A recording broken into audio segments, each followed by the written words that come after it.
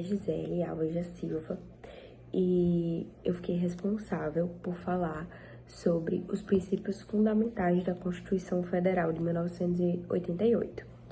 Nos princípios fundamentais, né, que são ali os artigos, são os princípios fundamentais, tipo, essenciais da Constituição, e eles ficam ali logo depois do preâmbulo. Então, eu vou falar sobre o artigo 1º, 2º, 3º e 4º. O primeiro artigo, no primeiro parágrafo, né, já fala que a República Federativa do Brasil é formada por uma união indissolúvel, ou seja, os estados não podem se separar, mesmo por vontade popular, isso não pode acontecer. E, além disso, mostra que é uma democracia de direito. Então, que há ali uma soberania do Estado, mas que também há participação popular, né? Isso garante que não vai ter abuso de poder e que, mesmo assim, os cidadãos eles vão estar protegidos com os seus direitos. Dentro desse primeiro artigo, mostra também ali os princípios fundamentais, que são a soberania, a cidadania, dignidade da pessoa humana e os valores sociais do trabalho e da livre iniciativa. A soberania significa que o Estado, ele é soberano. Então, ele vai estar ali, né, superior, o Estado é superior a todos os outros municípios. A cidadania, que é a participação do povo e a garantia dos direitos e deveres dos cidadãos. A dignidade da pessoa humana, que é onde o Estado ele deve garantir ali trabalho, liberdade, a dignidade, né, dos cidadãos. E, por último, acabei esquecendo o pluralismo político também. Mas, por penúltimo, que são os valores sociais do trabalho e da livre iniciativa. Nesses valores sociais do trabalho, significa que o país ele valoriza o trabalho, né, dá liberdade econômica e apoio para o desenvolvimento econômico do país e o reconhecimento do trabalho. Já no pluralismo político, ele significa que o Estado ele dá liberdade de ideias, né, dos cidadãos. E, além disso, a gente também tem um pluralismo político, que é ali a variedade de partidos políticos e tudo mais. Logo depois vai ter um parágrafo único falando que todo poder emana do povo e o povo exerce esse poder através dos representantes eleitos, né, que são os políticos que a população vota, que a população escolhe. A União fala também que a União ela é dividida em 3 poderes: executivo, legislativo e judiciário. No poder executivo, há mais ou menos ali a administração, então o governo administra.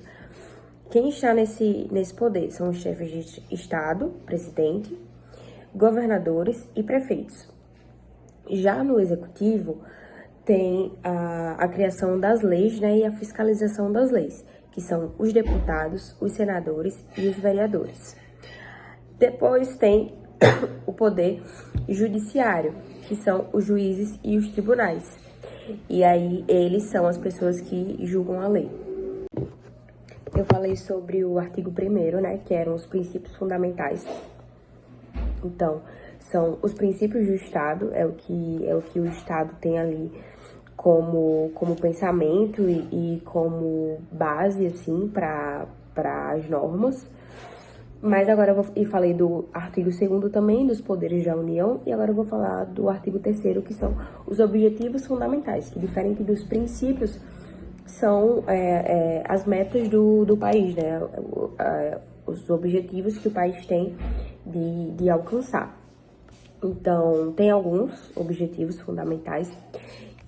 Aí a Constituição inicia falando do primeiro objetivo, que é garantir uma sociedade livre, justa e solidária. Então, o Estado, ele tem obrigação de garantir, de ter métodos para que isso aconteça. Outra garantia do Estado é que haja o desenvolvimento nacional, tá? E além desse desenvolvimento nacional, que é o desenvolvimento econômico, político, além desse desenvolvimento, o país, na terceira linha, ele também fala que o objetivo é erradicar a pobreza e a marginalização e reduzir a desigualdade, as desigualdades sociais e regionais. E por último, é promover o bem de todos, sem preconceito e sem discriminação. Então, esses são os objetivos fundamentais do Estado, diferente, né, ali dos princípios fundamentais, que são a base das normas do Estado.